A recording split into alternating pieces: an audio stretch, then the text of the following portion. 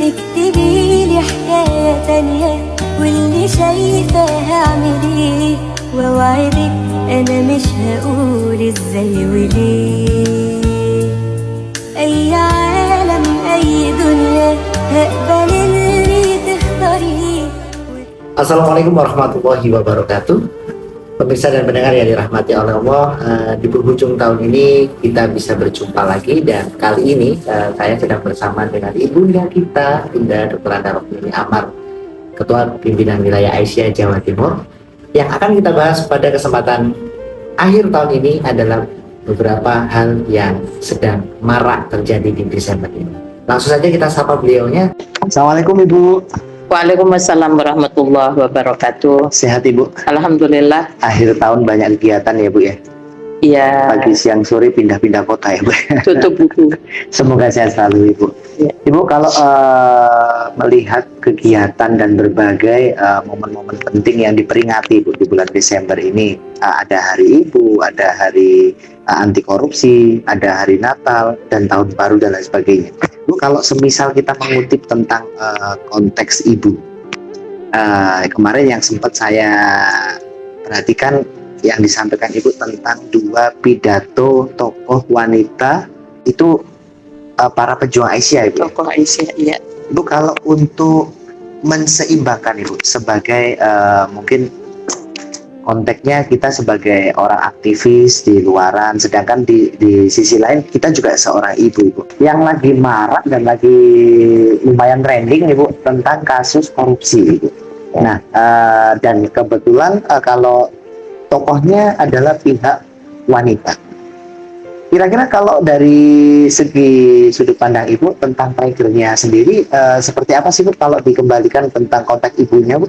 Jadi di bulan Desember itu lagi marak banyak yang berpesan ya bahwa itu hari anti korupsi. Kalau lihat di tayangan-tayangan di lelang ya, lelang barang-barang hasil korupsi itu memang cukup memalukan, karena yang ditunjukkan pertama kali itu adalah tas-tas yang branded yang itu punyanya perempuan yang awalnya ratusan juta dilelang hanya 12 juta, 22 juta. Kenapa kok menjadi simbolnya yang ditunjukkan itu tas? Ya barangkali disinilah pesan penting bahwa perempuan bisa jadi juga ikut andil di dalam mensupport ya, korupsi itu bisa terjadi pada suaminya, pada anaknya, pada siapa lagi, orang tua ya bisa. Jadi kalau di dalam keluarga itu ada kepala keluarga, ada kepala rumah tangga, itu harusnya satu sama lain harus saling menjadi ada monitoring di situ ya, ada pengawasan gitu ya. Kalau saya pernah mempelajari itu tentang Madrasatul Ula. Nah, kalau Madrasatul Ula itu kan gurunya ibunya Bu. Kira-kira kepala sekolahnya siapa Ibu? Ya. Di bulan Desember ini memang banyak sekali kegiatan-kegiatan yang berupa perayaan ya. Salah satunya adalah Hari Ibu. Dalam Islam itu memang perempuan sangat dimuliakan sekali. Al-Ummu Madrasatul Ula, bahwa ibu itu adalah sekolah yang pertama di mana keluarga itu belajar ya dari seorang ibu sebagai kepala rumah tangga, karena perempuan memang ada peran domestik dan ada peran publik ya. Jadi tidak bisa bahwa tugas khalifatullah di muka bumi bukan hanya dalam rumah tangga, jadi juga ada di ranah publik ya. Jadi bagaimana kita melihat kalau dikatakan sebagai sekolah bagi anak-anaknya, nah tentunya ada kurikulum, namanya sekolah, ada kepala sekolah, ya kepala sekolahnya siapa? Ya ayah, ya suami. Ya jadi tidak hanya sekedar perempuan di situ, namun siapa yang berperan di balik layar itu. Jadi yang mendesain kaitannya dengan bagaimana sekolah itu lebih maju, tentunya peran kepala sekolah itu sangat diperlukan sekali. dan juga ada wakil kepala sekolah gitu kan ya, yang merancang kurikulum. Nah, ini hal-hal yang tidak bisa sendirian, namun harus diperhatikan bahwa perempuan itu adalah makhluk Allah yang dimuliakan, maka di situ dibutuhkan peran dari laki-laki untuk memberikan pembinaan bimbingan kepada para perempuan. Ya, jadi dua hal itu nggak bisa dipisah, dan peran domestik maupun publik itu tidak ada perbedaan antara laki-laki dan perempuan. Ibu, sebagai ini sih, hal yang mungkin bisa dibuat bekal bagi kita semuanya di antara akhir tahun dan awal tahun ini, muhasabah apa sih Bu yang sekiranya bisa kami terapkan untuk menjadikan kita insan yang lebih baik untuk ke depannya? Ya, memang momentum peringatan-peringatan yang diadakan yang begitu banyak di bulan Desember ini, walaupun itu bukan kalender Hijriah ya. Kalau Hijriah itu kan 1 Muharram yang sudah diadakan. Namun tahun baru karena kita sebagai bangsa Indonesia yang di situ pada tanggal 1 Januari juga ada perayaan-perayaan.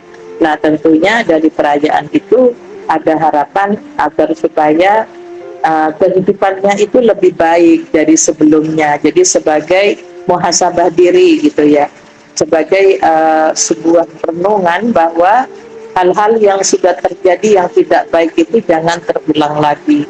Namun realita di lapangan, ya saya sebagai orang yang juga berada tidak hanya di domestik tapi sebagai di ranah publik ya, walaupun bukan di pemerintahan ya, namun aktivitas di masyarakat itu kadang-kadang semakin hari semakin marak yang namanya kajian-kajian, tapi kemaksiatan kok semakin meningkat. Nah, maka apa yang harus kita perbaiki ya, maka ini dari rumah tangga ya. Jadi kaitannya dengan salah satu pesan dari Umar bin Khattab bahwa para perempuan dalam berpakaian sesungguhnya adalah seorang dari mereka apabila telah memiliki banyak pakaian, perhiasan yang bagus, maka akan sering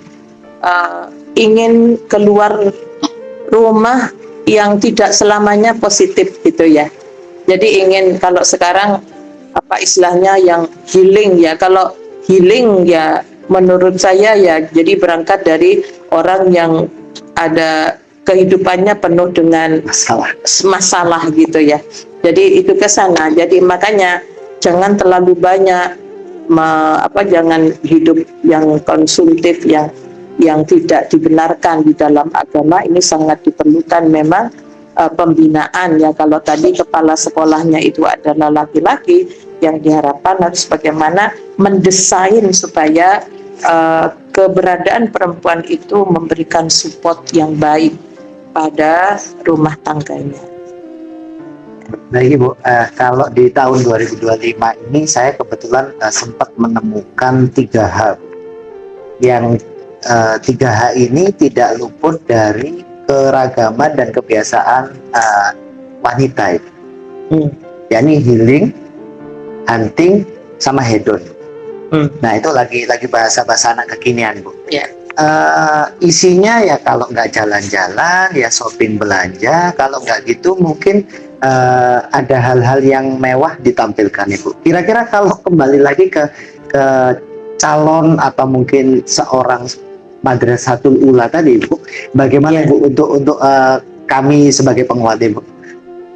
Jadi secara psikologis memang perempuan itu harusnya berpenampilan itu harus punya keyakinan bahwa orang ingin mendapatkan pengakuan ya. Kadang-kadang itu sebenarnya tidak hanya dari secara penampilan fisik ya, tapi bukan berarti terus berpakaian zuhud, itu bukan berarti berpakaian compang-camping juga tidak, tapi bagaimana inner beauty gitu ya.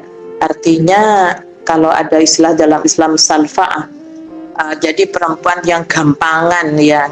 Jadi kadang-kadang mereka tidak punya al-haya, malu ya, rasa malu dengan tampilan-tampilan yang ini, bahkan kadang-kadang tidak ada rasa malu kalau pinjam ke sana kemari untuk memenuhi keinginan hidupnya ya.